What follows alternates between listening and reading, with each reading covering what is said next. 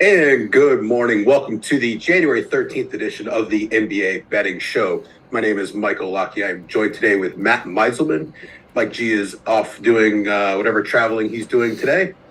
Matt, how was your yesterday? What do you want to get started with?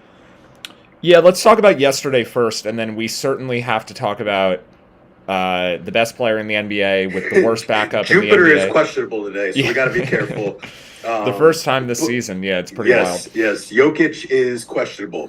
Hmm. Uh, Very brief teaser there. He's worth 12 and a half points to the spread. So no matter Yeah, what kind of right middle here. grounds you make for that, it's going to be good on either side, whether he's in or Hmm. out. So this is honestly either the best or second best opportunity on the entire league.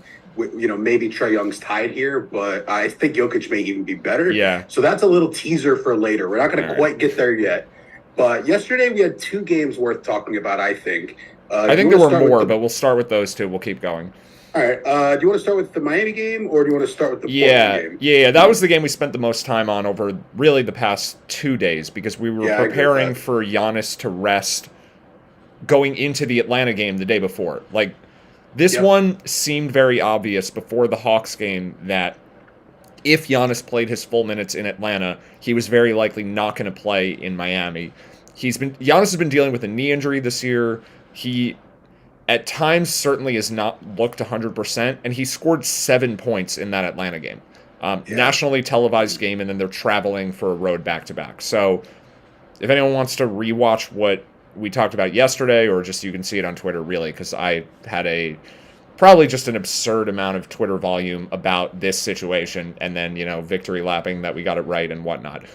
So maybe a bit annoying, but No. we Giannis ended up being out, and if you had gotten the overnight Drew line, played, right? yeah, Drew played it went according to the script, at least of what I thought, Yep. where Giannis was out, Middleton wasn't ready to return, and then Ingles rested second leg of back to back because he's coming off the ACL injury, and then Grayson Allen, who had been hurt the prior night, was also out. So all of that worked out, and then Milwaukee lost by the exact number of projected points that we had, pretty much. I think we had it like 5.7 or something. The Heat won by 6. So Did you push some hedges? Because you I thought there was value the other way, if I recall correctly. yeah, so yeah, first of all, if you were able to bet overnight, that was the key for that game, because at the moment Giannis got ruled out, there actually wasn't value anymore. It was up Gotcha. to -4 when he was ruled out. The line closed at 5.5. And that was around what we had it projected. So you really needed to have bet this one overnight for it to be a really good bet. Yeah, we've talked about how to hedge a lot, and my preferred method is to take like some true arbitrage and then some middle. Like, for instance, if you had -1 on a game that we were projecting at 5, and then you have the opportunity to bet back at like +7 the other way. It wasn't quite that extreme in this example, but like plus EV one way, plus EV the other way.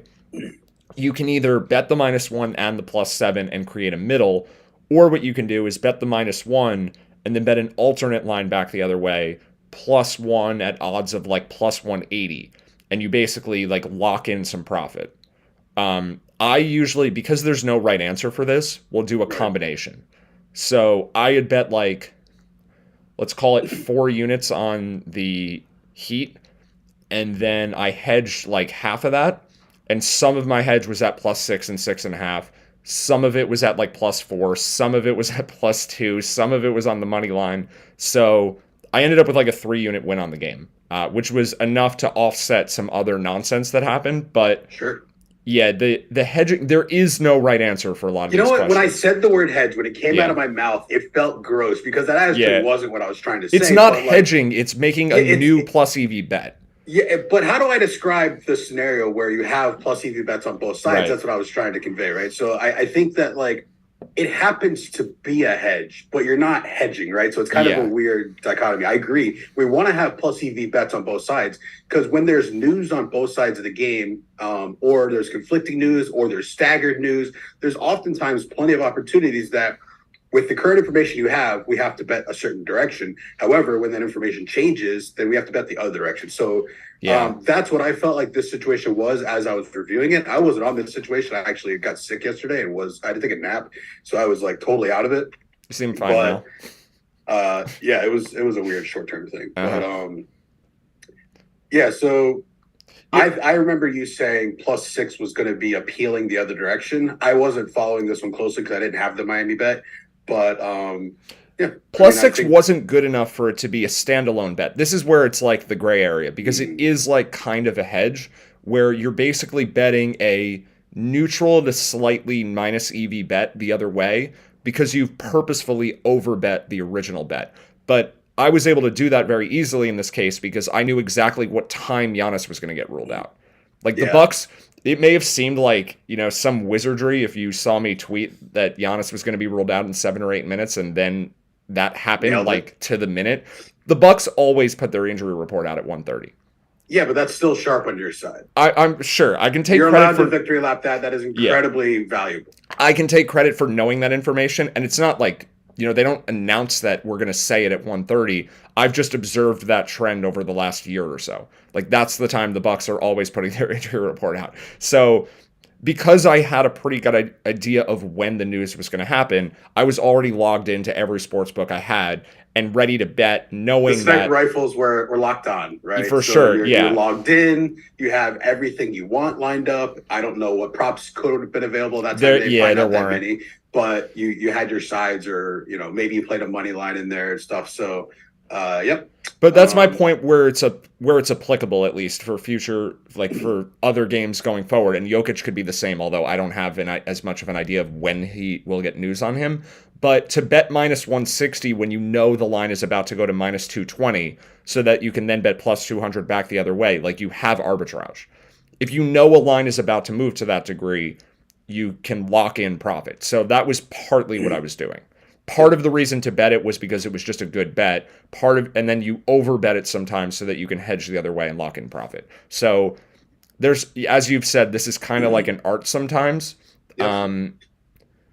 Yeah, like it's kind of hard. This is why we do a show to explain it, and I don't just say, here's the pick, because to just post picks on Twitter totally would, like, that's undermine everything that we do. It's 10% of the process. Like, you can make money without a pick. If a line is going to move, you can just get an arbitrage. That's not a pick. Like, that is more nuanced. And if someone who's watching is available throughout the day to be able to do that, like, there are ways to game the system that are so much different and so much more complicated, but still doable relative to like just a straight up pick, like touting something.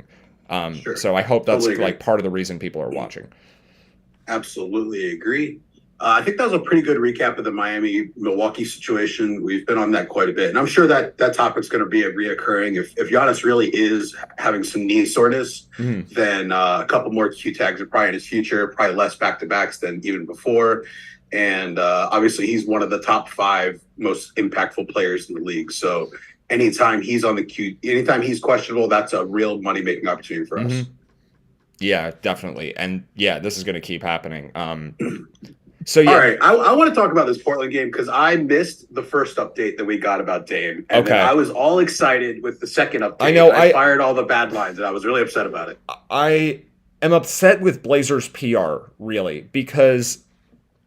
And this is a new situation, and I think I feel a little bit like I deserve a bit of criticism here for not laying this out better, because the PR accounts will only tweet when the final or when a status change occurs. So what happened was Underdog tweeted, because the beat writers were tweeting it, maybe an hour and a half before the game, that Lillard was expected to play. But that is not a formal status designation. So Blazers PR doesn't do that tweet. So what happened was, like an hour and a half before the game, Underdog tweeted, and I think I should have been more clear. You need notifications on for both, not just Blazers PR. You need Underdog and then the PR account, unless you're following the tweet deck or something, and you can just watch what the beat writers are saying. But if you're just relying on push notifications, you should certainly have Underdog NBA on at all times. Like, they're the main primary source. But in this case, we were talking about the Blazers PR account. So Underdog basically gave us the information Lillard was expected to play. And then the lines already moved. And then right before tip-off, the Blazers account was like, he is in, like confirmed. But we already knew he was 99.9%. Yeah, I missed the in. Underdog one. And I have the Underdog notifications. I was just busy. I happened to be literally looking at my phone as the Blazers PR thing came in. Like I was 5 seconds of looking at my phone. I'm like, here we go. So I did the thing that I thought was the right thing. And I started firing. I got probably a little lucky on the game over. It probably had moved. Right, because it had already gone up 3 or 4 points by the time. So I don't know why I thought 1 and 224 were what I looked at earlier in the day too. Yeah, it was 3 and 220.5. Yeah, so big punts on my end.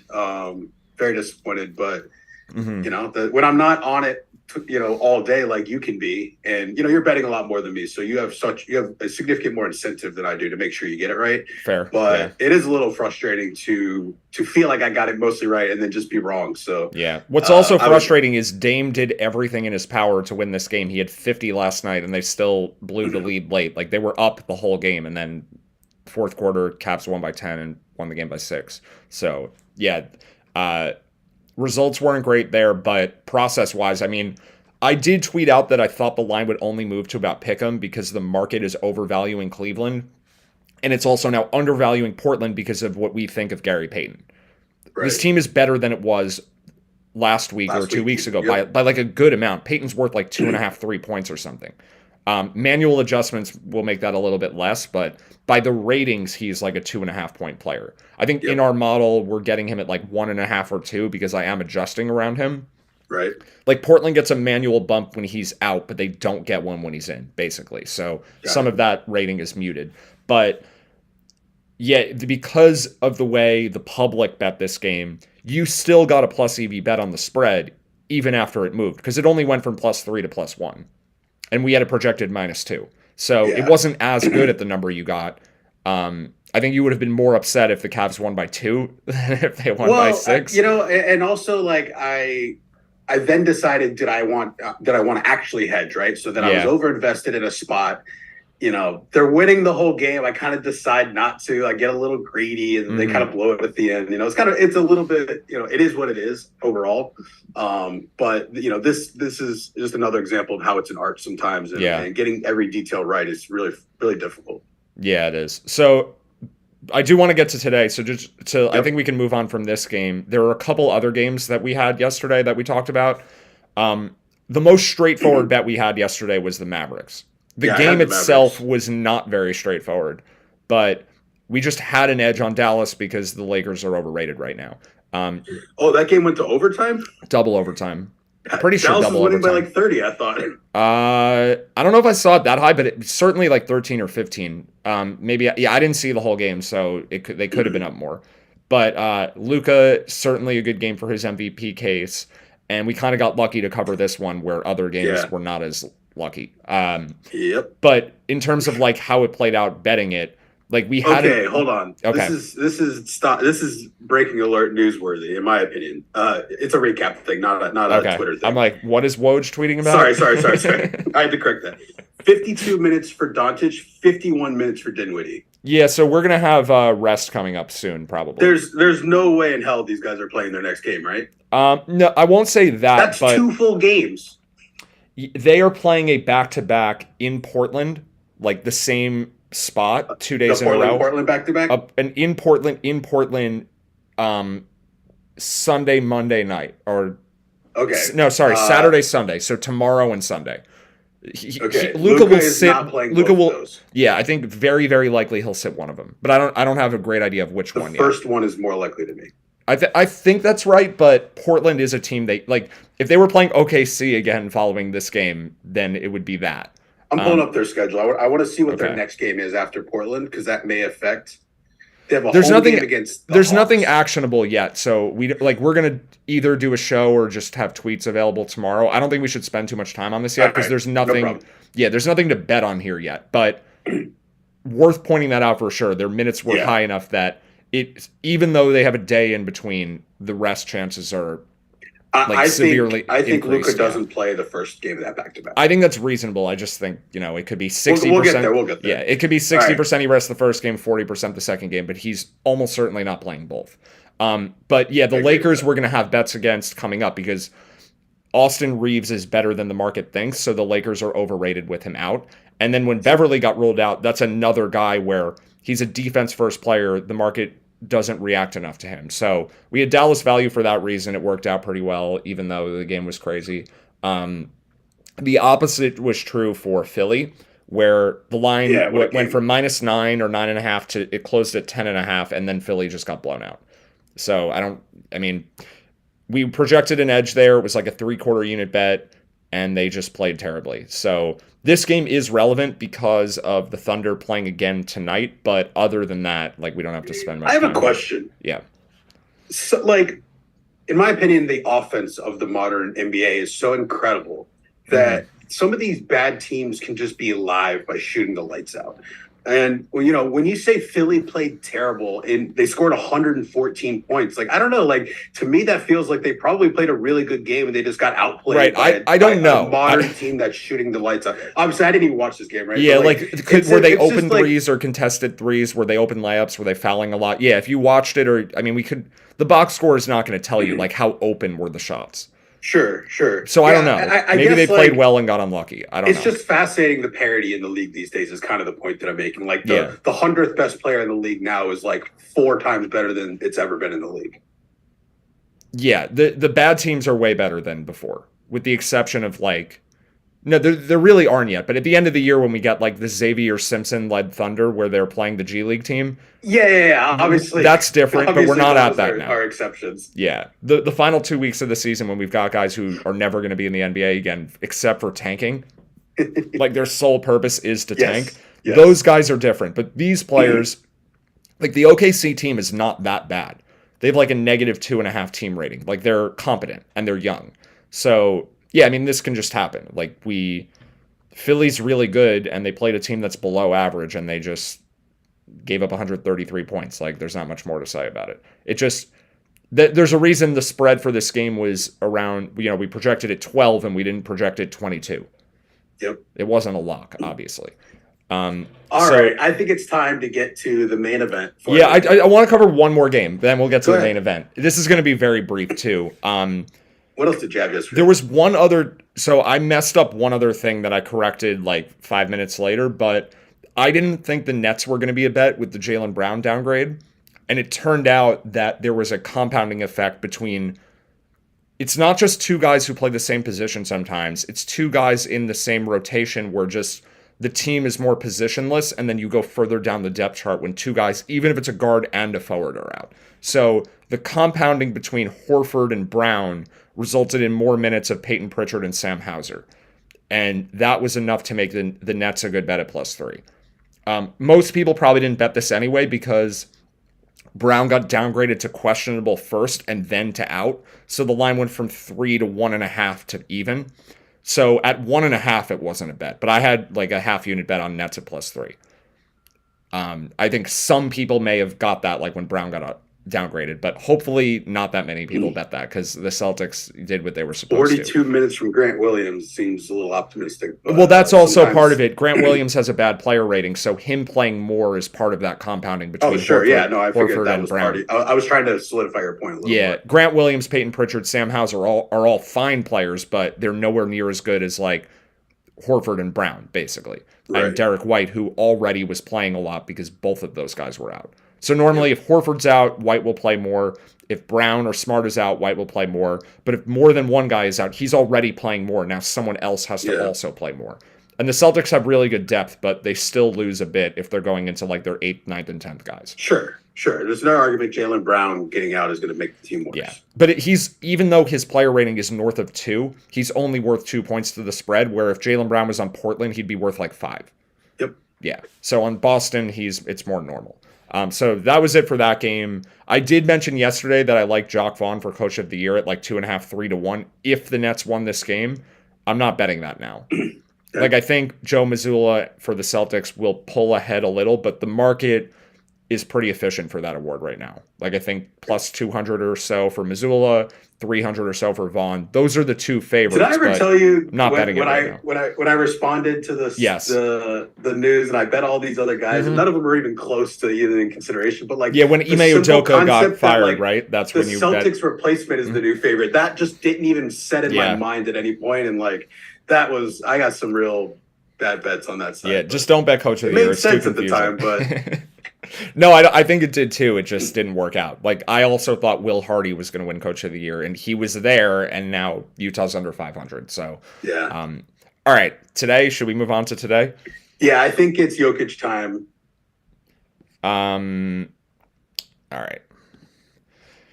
Yeah. So there are other games we're going to talk about too, but we'll start here because it's the most relevant, highest potential value thing going on. How many units are you betting if Jokic plays? It's a hard question because I'm not going to be able to. I'm not going to be able to get enough in like as much as I would. Okay, so is the answer half your bankroll? Yeah, but I'm not like. There's no way I'll actually be able to do that. But that's what I would try to do. Let me just lay this out like where I think the lines will move because. Yeah. Before we had the Jokic update yesterday, we didn't get a formal designation, but we essentially got Paul George listed doubtful because the Clippers had practice yesterday. George wasn't there. And then after practice, Tyronn Lue said like other guys are going to have to step up. Or he gave some like coach speak that basically indicated George would not be ready. So this was before we even had an opening line.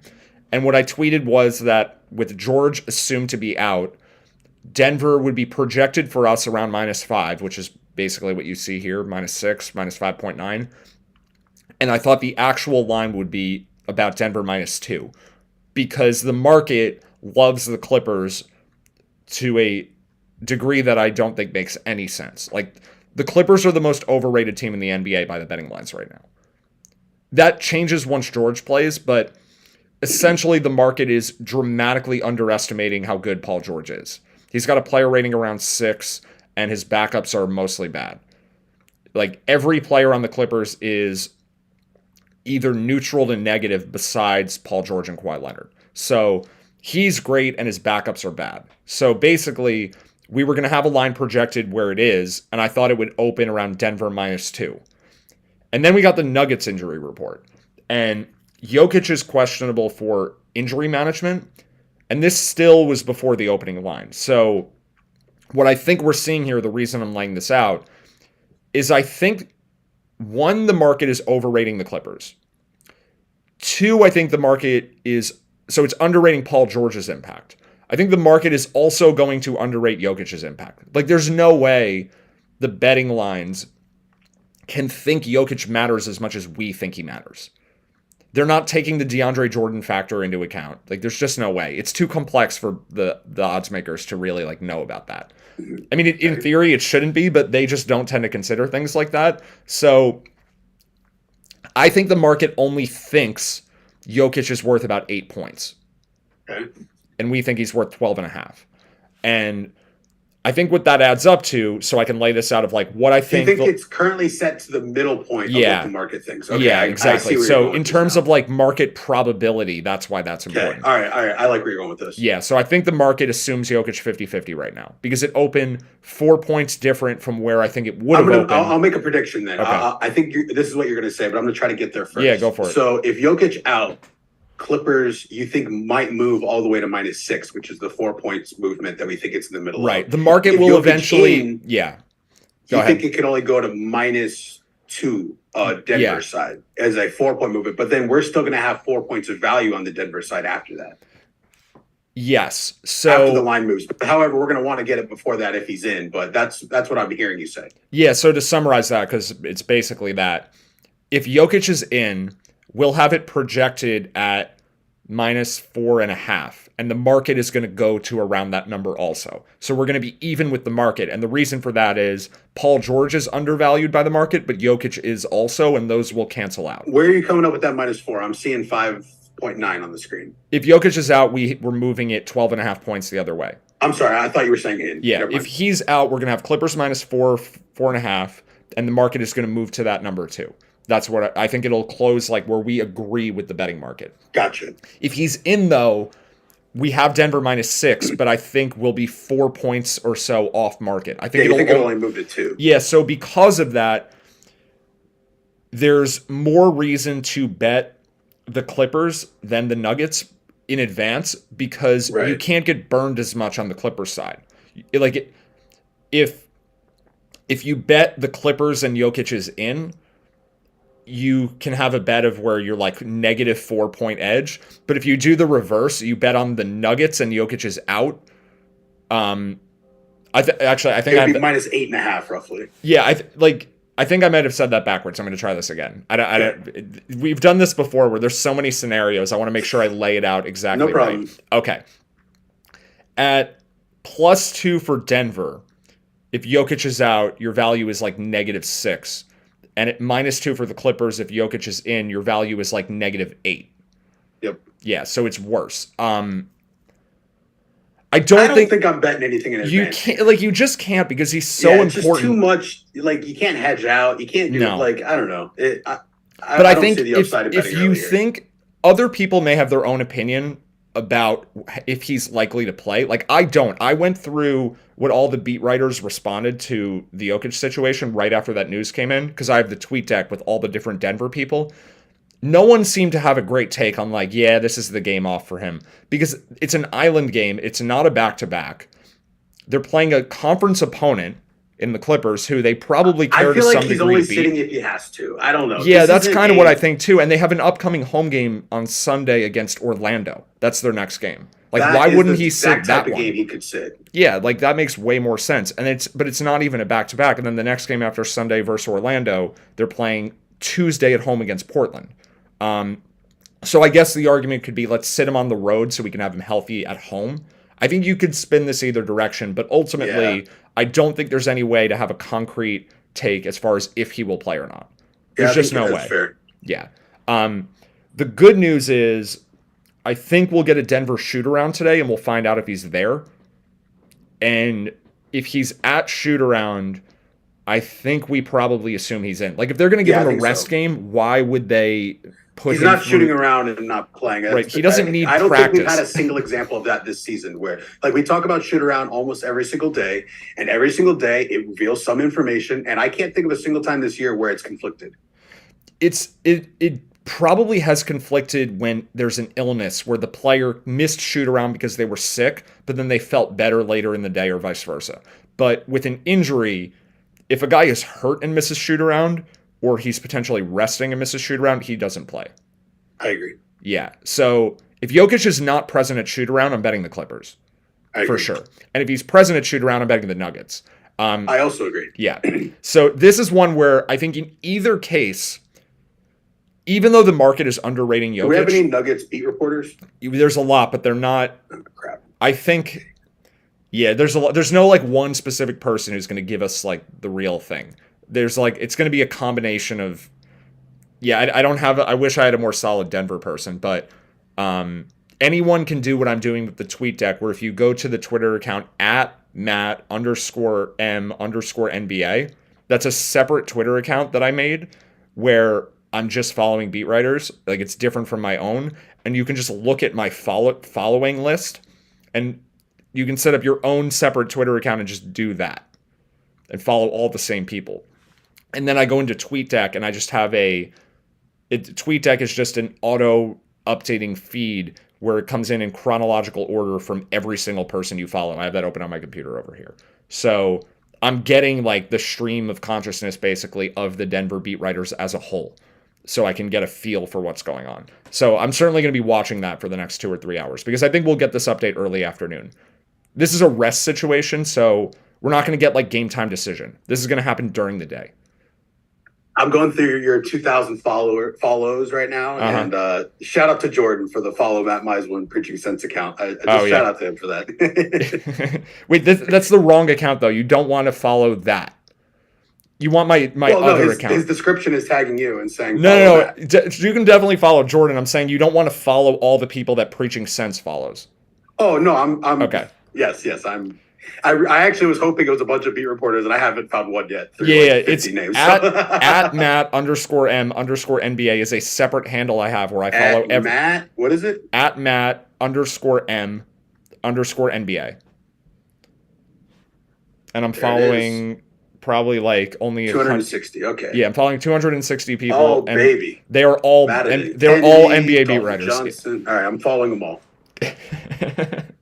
Yeah, so actually, I think you're limited to 200 a day, so I'll get through half this list. Okay. You might want to make a new Twitter account for yourself and set up TweetDeck too. That's what I think people should do because it's going to like blend in with your own timeline. And then when you have TweetDeck open, the people this account is only for this this show anyway. You're good then. So. Yeah. So yeah, that's how I would do it. And you just follow the Denver people because they're all in that list. If you follow everyone I follow, it's all there. But ultimately, like, what are we doing here? It's basically get an idea if Jokic is going to play or not and make the bet one way or the other. And the bet for me is going to be, it's going to be as much as possible though, because you're going to, even though the market is like under accounting for Jokic, it's still going to move enough where you can arbitrage back the other way. Yeah, I agree. Like I'm betting as much as possible on the Clippers if he's out, and I'm betting as much as possible on the Nuggets if he's in, and then I'll worry about how much to hedge later. That's the move. This is an interesting one. I might just do money lines. Yeah, I think that's fine because it's easier to like plus on both sides. It's mentally easier to do the math on arbitrage. Yeah, that helps a lot there. Yeah, I may do that. I mean, and the game is close enough to pick them where like if Jokic were to be ruled out now and you bet like 50 units on whatever Clippers minus 125 on the money line, you're going to be able to hedge back most of that at like Nuggets plus 180. Yeah, or maybe it'll be a little lower, plus 160, but it's still higher than the minus 125. There's no world where it would move less than that. Right. Like, I know that we're guessing here to some degree about what the line will change to, but it's going to move at least 3 points minimum either way, no matter what. Like, there's no way the market only thinks Jokic is worth like 5 or 6. His plus minus stats are too well publicized at this point, right? Like, that's all anyone wants to talk about with Jokic is like the plus minus when he's on the court, when he's off the court. And I think that is very telling, but it's even more extreme than those numbers indicate. Because DeAndre Jordan doesn't usually play, and I think he will probably start if Jokic is out. Yeah, obviously, DeAndre Jordan, big red flag. So Jokic has a player rating of 13.0, and DeAndre Jordan is a negative 5.4. There's an 18.4 point difference per 48 minutes between those two players. Which is why I'm surprised that it like you have his rating as 13, but he's only 12.5 against the spread. I actually thought it would be more. I thought his rating would be lower than his effect on the spread because of DeAndre Jordan. He's not gonna assume all the minutes though. DeAndre probably still, even if he starts, will play. I think like 18. Yeah, because they're gonna realize how bad he is and just take him out. Well, I just think that he can't handle it. Yeah, he'll play like 18. He'll play like 9 minutes each half as a starter. I think if he starts. Yeah. And if he comes off the bench, he may play like 12 minutes. I think he'll play some of this game if Jokic is out either way. It's just we don't know exactly. What other bigs do they have? Zeke, Najee, and they can probably run some small ball with Aaron Gordon or Michael Porter if the Clippers are countering with Robert Covington or Nick Batum at center. Like that can happen in this game. But it would be Zeke, Najee, and then there's one other. I'm trying to remember. They have one other like small ball big. Jeff Green is currently hurt, so it actually might just be him. Oh, Vlatko Konchar can maybe run like small ball center too. But neither of those players are good either. Like Konchar's player rating. Konchar that's not on Memphis? That's John Konchar. There's multiple Konchars? Yeah, they're spelled differently too. Oh, lovely. Yeah, one is like Eastern European and the other one I'm not sure. But this one, Vlatko Konchar, is a negative 2.4 player rating. Zeke Najee is a negative 2.7. But DeAndre Jordan is a negative 5.4. So it is actually a pretty big difference between who they start of those guys, but none of them are good. Yes, I agree. So, I mean, basically, this just comes down to, react to the news, react to the shoot around, get what you can, and then go from there. Unfortunately, if we just get this, though, as a formal injury report and there's no shoot around, it's going to be really hard to bet enough because the lines are going to change too quickly. But I do think there's a chance this is like the Trae Young situation to some degree, where the line corrects some and then corrects more after. Like the line will, let's say we get Jokic in right now, the line may close at +2, or I shouldn't use close here because there's like a double meaning for that word. Like the line will go off the board at +2, I agree. It could reopen at Pick'em and then keep going later. Until it gets to -2. Yeah, and if he's out, I think it could be the same thing, but the other direction. Like it goes off the board at -2, reopens at -4, If and it then goes to reopens at whatever. Pick'em, I'm all in again, Right, right? exactly, Like, exactly. yeah. So So okay, so let's pretend we're too slow, yeah, but you're saying there's still going to be potential opportunity when they post a bad line afterwards. yeah, yeah. I don't think it's going to be a fully like binary process where they take it off the board and reopen it at the closing line. I think they'll open it halfway of the closing line and then it'll move towards the closing line. And I think that'll happen whether he's in or out. I think it'll be the same thing either way. There aren't too many players who are so impactful that the off the board and then reopen line are going to there aren't that many players where they're so impactful that that change can't account for them. It's essentially two guys. It's Jokic and it's Trae Young for totals. That's it. Like even Luka is not worth as much as either of those things. I agree. So yeah, the line will probably come back at a number that's still plus EV and then keep moving. So like what I expect to happen for me if Jokic is in is I would get as much as I can on Denver +2. It probably won't be as much as I would want.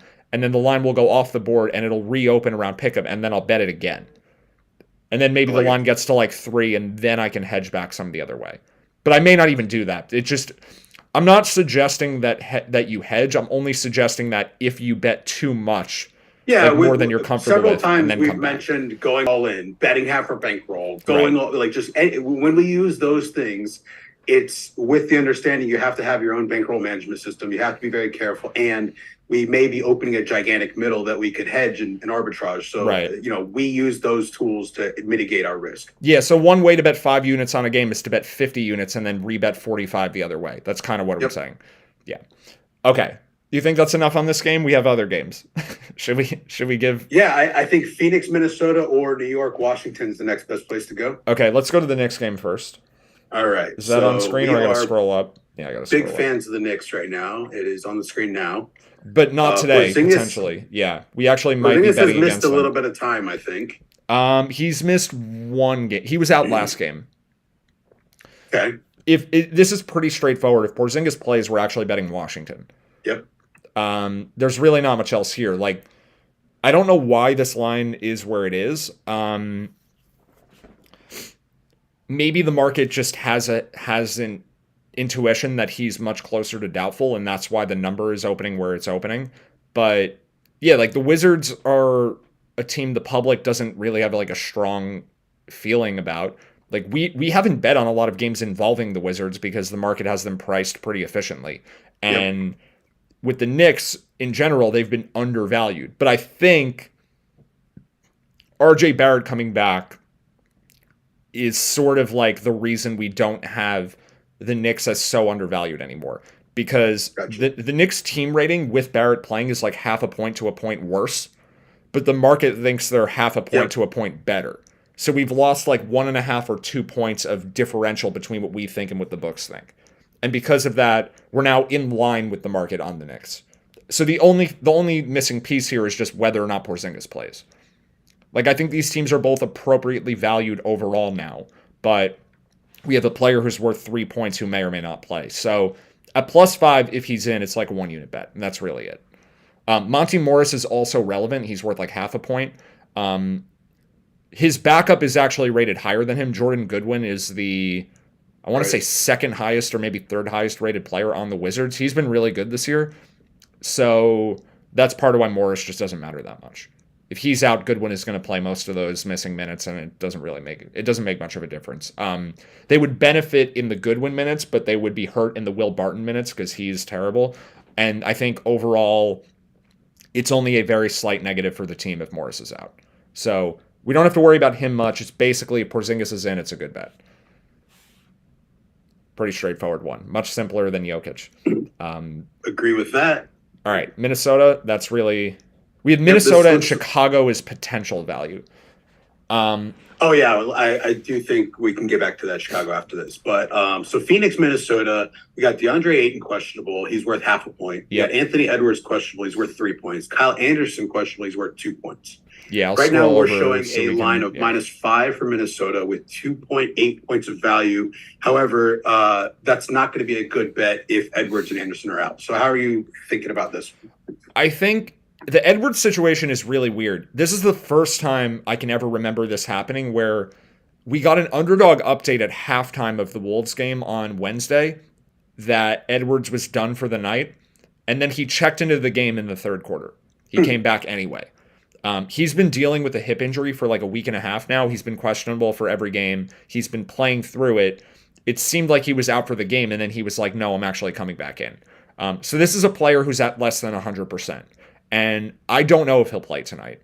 Kyle Anderson has been out with an illness for it was at least last game. I forget if he was out the prior game. But there are serious question marks about both players. So I think turn on your Wolves PR tweets today for sure. Like the Wolves have a PR account that will tell us status updates. But if both players are at shoot around, I'm assuming they're in. But I think it's too much uncertainty to make a bet right now. And Ayton just doesn't matter because Ayton is just not good anymore. I don't know what happened to him, but negative 1.8 player rating. I think like players around the league are aware of this. He might be 40 years old. What is he? He might be 40 years old. Yeah, he's just I don't know. He like made us all believe he was a young player. He's not. He's way past his prime. Yeah, I don't know why he's playing so bad this year. Maybe he's playing through an injury or something, but he's been bad and his rating has like followed that. So Jock Landale actually has a better player rating than DeAndre Ayton. Bismack Biyombo is worse, but his minutes will be absorbed by a combination of those two guys, and it is a net negative if he's out, but it's just not that big of a deal. The team is worse without Ayton, but not that much worse. So I really don't care about Ayton that much, except that if he's in, this line may fall to like 4 or even 3. So I think best case scenario for a bet for this game is we get Ayton announced as active, and then we get Anderson and Edwards as active after that. Yep. And then we'll have Wolves at like -4 when we're projecting close to 8. Yep. So that's really what I'm waiting for here. You can't bet anything now because I think there's too much uncertainty on the Minnesota side, but the team could have shoot around, and if either of these players participating in shoot around, I think is an indication they're playing.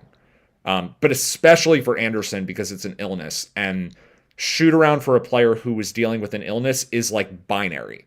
If someone was sick and then is at shoot around, they are in. Because if they're not so contagious or like so ill that they can't come to shoot around, like if they're well enough to be there, they're well enough to play. So I think that's how the team's going to handle it. I agree. But they may not have shoot around, and we may not get an update. So this is one to just kind of wait and see. Which is totally really just the theme of the day. We have no current value. We just have to wait. But yeah, that's where we're at. Understood. All right. I think the last thing that we want to talk about today is going to be the possibility of Shea getting a night off in Chicago. I thought there was a chance he could get a night off last night. I think you brought that up on yesterday's show. Instead, they just beat the 76ers straight up by like 20. Yeah. I want to mention one other thing first, though, before we do that. Well, we'll do this game and then we'll move on. Okay, so, Shea, they won last night in Philly, and he may not play tonight. I think he probably... I don't know. Like, the Thunder have been unpredictable. Like, we've had games where we've thought Shea was going to rest, and then he didn't. And then we've had other games where he's just rolled out of nowhere. Yeah. And they are, like, enough in the playoff hunt right now where I think they could go either way with this. Like, they may be thinking, oh, let's keep the momentum going or whatever and try to, like, get to the play-in. OKC right now is 19-23. They're like a game out of the play-in. But they may also look at that and be like, no, we're supposed to be losing this year. Let's give Shea a night off so we don't win again. Like, I don't know where their team is at. But you could argue both of those are the right move. So I think this is one where you just try to be ready to react to it. Like, I don't think betting the Bulls now is that good of a move. Although, at -4... are there actually -4s available now? Because this line opened at like 6, and we got it it's dropped a bit from the overnight line because DeRozan got rolled out. And DeRozan is a bit overvalued by the market because he doesn't play any defense. So let me ask you something real quick. Do you think OKC can go 14-26 down the stretch and beat their current over win total? Is that what it was in the low 30s or something? I just did the math. Yeah, probably. Yeah, 14-26 is a pretty 14-26 down the stretch seems like very, very, very doable.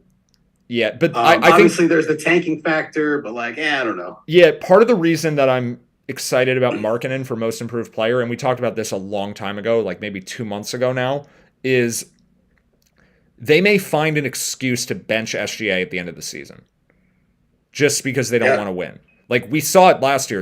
I guess he was hurt, but they just were like, you just don't even bother. You can sit the last 11 games or something.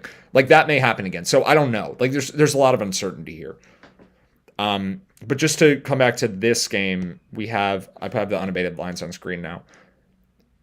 I thought, okay, it doesn't look like there's any -4.5 available. Or sorry, any -4. It's all 4.5. So at 4.5, we're only projecting an edge of 0.7. But even if SGA plays, that's only a slightly negative EV bet. Like we have a 0.7 of a point edge here. So if you're too busy to wait around for news today, which unfortunately this is a really bad day to be too busy to wait around for news because of Jokic. I'm going to find some time. But I think it is reasonable to just bet Chicago and hope he's out. But personally, I'm just waiting and trying to react to it. So if he is out, I'm looking to do Bulls spread and then also OKC team total under. That's any time that SGA is out, those are the two bets. Is bet the other team to cover, but because his impact is so disproportionately on the offensive side, I think the team total under is also worth betting. So if you wanted to bet one unit but split it up halfway across those two things, I think that might even be the right move. Because the edge will not be that large if he's out, I think I'm not going to try to get it in advance. Okay. Yeah. Right. Because it's only a 1 unit bet if he's out. Yeah, it's a 1 unit bet if he's out. So I'm not going to have trouble getting my action in it if I can react in time. Right. And the line will move quickly for him. The market may even overrate him. We could see the line move too far and then we have a middle the other way. Because our ratings really like Isaiah Joe and Kenrich Williams, and I don't think the books are nearly as fond of those guys. So, you're going to have to get it quickly if he's out because it's going to move a lot. It could move 4 points right away. Yep. But there's no edge if he plays, so probably just wait.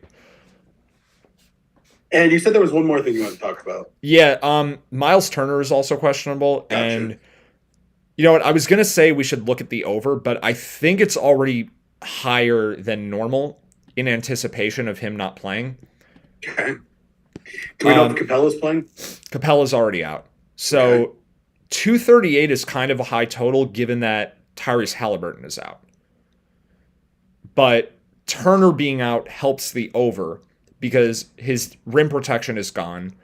And then they probably are going to run smaller lineups on both. Yeah, his backups are smaller and quicker. This game is super likely to run small for more than one reason here, because if Turner's out, we already have Capella out.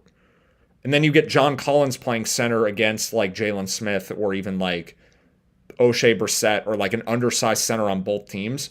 And then the game can get really, really up-tempo with no defense. So even with Halliburton out, I'm certainly not saying bet the under, but yeah, I don't know. Totals are just hard. I don't have a concrete take here. But the thing that's most important about this game is the impact it'll have on the futures market, where I think at Bet Rivers, both the Hawks and Pacers are around even money to miss the playoffs. And I think I'm going to be pretty interested in betting the no on whoever loses this game. I think both teams, both the Hawks and Pacers to me are 55 to 60% to miss the playoffs. I'm just checking the odds on my phone again. Hawks are -135 or so. Pacers are the Pacers are off the board because of Halliburton. So maybe available somewhere else, but the winner of this game is looking much better for a play-in spot, and the loser, I think both these teams ultimately will make the play-in, but we're talking about the 7 or 8 versus the 9 or 10. and that's going to impact probability of getting through the play-in into the playoffs to a large degree. So I guess the one thing that's actionable here is if the Pacers beat the Hawks, I think laying minus 135 on the Hawks to miss the playoffs is good value, but only if the Hawks lose. So as we've talked about at Barstool, Bet Rivers, Sugar House, and Unibet, which all have the same lines, the futures odds won't go off the board until the next day, or they won't change until the next day. I think they do like their global update at 3 a.m. or something. So right. You can actually wait for the outcome of this game first and then bet it after. Yeah, you don't like at any DraftKings is going to pull all their make-miss playoff lines once 7 p.m. hits, but at the Canby sites they don't do that. So you actually can wait for the outcome and then make a bet. So yeah, if Atlanta loses, I think the missed playoffs, it looks pretty good for them.